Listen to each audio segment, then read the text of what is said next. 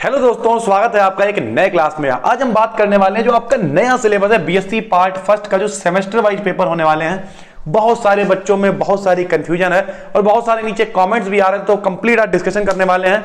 ये पूरा फिजिक्स के बारे में आपको बताएंगे और उसके बाद जो अगली वीडियो आने वाली है वो बताएंगे हम केमिस्ट्री के बारे में। तो अगर आपने वो नहीं देखी है वो भी जाके आप देख सकते हैं। चलिए शुरू करते हैं।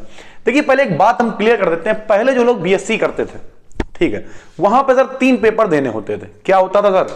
एक आपका फर्स्ट पेपर होता था, एक सेकंड पेपर होता था और एक आपका थर्ड पेपर होता था।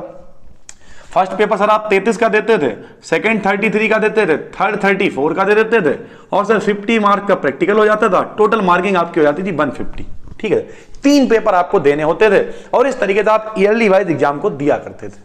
लेकिन इस साल से पैटर्न चेंज हो गया है। इस बार से 3 नहीं, आपको केवल एक ही पेपर देना होगा।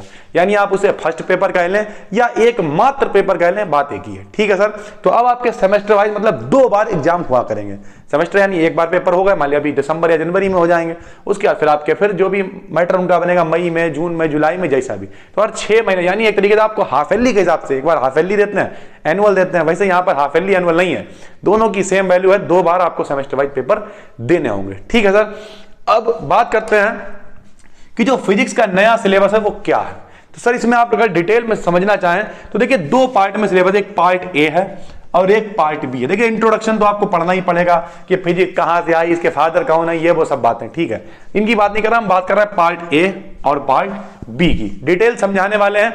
नए हैं तो चैनल को सब्सक्राइब करके रखिए और कोई सवाल है तो नीचे कमेंट करिए, उस पर भी जल्द से जल्द आपको वीडियो लाने की कोशिश करेंगे। देखिए सर, यहां पे हमने लिख दिया बेसिक मैथमेटिकल फिजिक्स, यानी एक जो पूरा पोर्शन है वो आपका मैथ वाला है। बेसिक मैथमेटिकल जो है, बेसिक मैथ जो होती है वो वाली फिजिक्स आपको पढ़नी पड़ेगी। जैसे वेक्टर अलजेब्रा, सर आपने 11th क्लास में पढ़ रखा होगा। स्केलर गुणनफल या स्केलर प्रोडक्ट, ठीक है, अदिश गुणन, सदिश गुणन, वेक्टर प्रोडक्ट। ठीक है सर, वो सर आपको पढ़ने को मिलेगा इसमें वेक्टर अलजेब्रा में। वो कैसे जुड़ते हैं, कैसे उनका एडिशन होता है, कैसे जो है घटते हैं, ठीक है, कैसे उनका प्रोडक्ट हो यानी मल्टीप्लिकेशन होता है, ये सारी चीजें ठीक है आपको पढ़ने को मिलेगा इसमें। फिर वेक्टर कैलकुलस है। वेक्टर कैलकुलस थोड़ी सी इसकी एडवांस हो जाएगी, उसमें आपको पढ़ने को मिल जाएगा ग्रीन्स थ्योरम है। ठीक है, इस तरीके की थ्योरम, बहुत सारी थ्योरम्स आपको पढ़ने को मिलेंगी। कोऑर्डिनेट सिस्टम्स की बात करें तो आपने पढ़ रखा 2D 3D, जिसे हिंदी में कहते थे निर्देशांक ज्यामिति। तो 2D हो गई, 3D हो गई, ये सब आपको पढ़ने को मिलेगा। और इंट्रोडक्शन ऑफ टेंसर्स पढ़ने को मिलेगा। इनके अकॉर्डिंग बहुत सारे लॉ भी आपको प्रूव करने को मिलेंगे। सेकेंड पार्ट की बात करें तो ये भी 11 से ही रिलेटेड है, इसे कहते हैं न्यूटोनियन मैकेनिक्स। देखिए फिजिक्स 2 प्रकार की होती है, एक पुरानी एक नई। पुरानी वाली कौन सी, जिसे कहते हैं क्लासिकल फिजिक्स या न्यूटोनियन फिजिक्स, क्योंकि न्यूटन के ज्यादातर लॉ है उन पर डिपेंड करती है। नई वाली क्या जो है बेसिक, मतलब जो छोटे छोटे पार्टिकल जिनमें होते हैं वो आइंस्टीन वाली कहलाती है। ठीक है सर, तो जो न्यूटोनियन मैकेनिक्स है इसमें आप क्या पढ़ेंगे, नंबर 1 पढ़ेंगे आप dynamics of a system of particles, यानी कोई पार्टिकल कैसे मूव कर रहे हैं। ठीक है, या कोई पिंड या कोई बॉडी जो है वो कैसे मूव कर रही है। आपने पढ़ा होगा सेंट्रीफ्यूगल फोर्स, सेंट्रीपिटल फोर्स, या हिंदी में कहते हैं अभिकेंद्र बल, ये सारी चीजें ये पढ़ने को मिलेंगी। उसके बाद dynamics of a rigid body हो गया।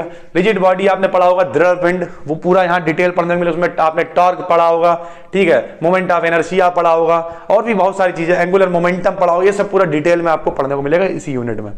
उसके बाद motion of planets and satellite, ये भी आपने सर पढ़ा होगा। प्लैनेट माने क्या होते हैं, ग्रह, सैटेलाइट माने क्या होते हैं, उपग्रह, ये आपने पूरा पढ़ रखा है। इसमें अगर कायदे की बात करें तो आपने न्यूटन का गुरुत्वाकर्षण नियम, ग्रेविटेशनल लॉ ऑफ न्यूटन पढ़ रखा है। ठीक है, और ज्यादा डिटेल में चलें तो इसमें आपने सैटेलाइट के लिए टाइम पीरियड पढ़ रखा है। ठीक है, उसके बाद ऑर्बिटल वेलोसिटी पढ़ रखी है, एस्केप वेलोसिटी पढ़ रखी है 11th क्लास में। वो सब आपको यहाँ पे डिटेल में पढ़ने को मिलेगा। जियो स्टेशनरी सैटेलाइट हो गए, बहुत सारी चीजें। ठीक, और आखिरी में वेव मोशन, इसमें आपने पढ़ी होगी सरल आवत गति, simple harmonic motion, plane progressive base, phase velocity, group velocity, वो सब डिटेल में आपको यहां पढ़ने को मिलेगा। तो इतना कम सिलेबस है। देखिए अगर आप कायदे से देखेंगे तो है भी क्या, मुश्किल से आपके कितने, 1 2 3 4 और सर ये 4-5 चैप्टर। अगर आप और आराम से मतलब कायदे से पास होना चाहते हैं, ठीक है, तो कुछ नहीं इस तरीके का। देखिए दिनेश टाइप आता है, दिनेश आता है, प्रतिभा आता है, बहुत सारे मॉडल पेपर आते हैं। मुश्किल से सब में 1-1 लॉन्ग दे रखा होगा। अगर सारी भी बात करें तो 1 2 3 4 5 6 7 8 चैप्टर में अगर 8 लॉन्ग भी आपने कायदे के छांट लिए तो 8 लॉन्ग पढ़ने में कितना टाइम लगेगा। कुछ आपने शॉर्ट पढ़ लिए, उन 8 में मान लिया 4 लॉन्ग भी आ गए हो गया काम, मस्त हो गया, लिखा चले आए सर। तो उम्मीद करते हैं पूरा सिलेबस आपकी समझ में आ गया होगा।